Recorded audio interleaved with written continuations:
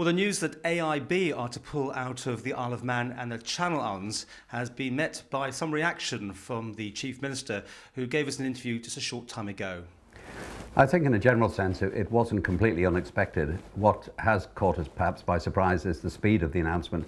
We had very little forewarning that the announcement was coming today, and I think it's very, very disappointing that the bank chose the day before the Easter holiday to make the announcement to the staff, where many of the staff probably already on holiday and certainly now will go into their holidays knowing that they're going to lose their job. So they had no forewarning of this? They were told first thing this morning. That's the first warning they had. I think management were aware there were changes afoot, but the staff themselves only found out today. I mean, that's clearly a very strange move, isn't it not? To do it, it's like doing it at Christmas almost, isn't it? Yes, it's bearing in mind that the Allied Irish Bank have been in the Isle of Man now for, I think, very near to 35 years. They have some very hard-working, very committed, very loyal staff. And I think it's very discourteous to the staff to make the announcement in the manner that they had. I'm absolutely sure that most people are aware that AIB has some very serious financial problems, not so much locally, but certainly back in Ireland, where the company has been nationalised and is actually owned and run by the Irish government now.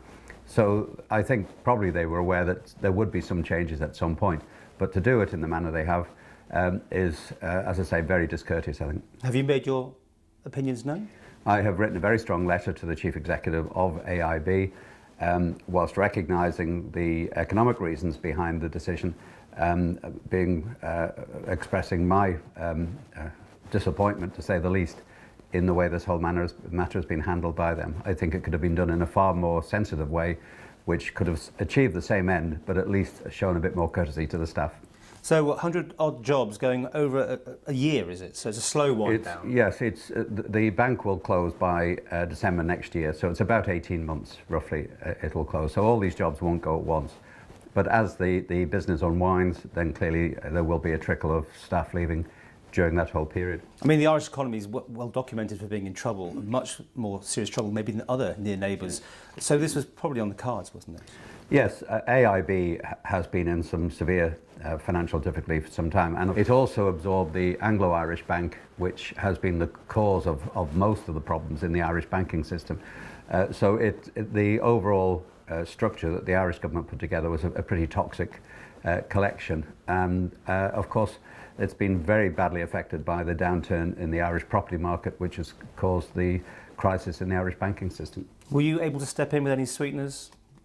Options to help out? We have worked with the Irish government now for the last 3 or 4 years. I met the previous Irish finance minister, and we had some constructive discussions at that time as to how the Isle of Man government could help the Irish government to maintain revenue streams for the Irish bank. So we have actually worked very closely now for quite some time.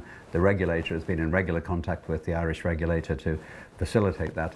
But notwithstanding that, all the help that we've been able to give has now unfortunately come to nothing, and the bank is closing.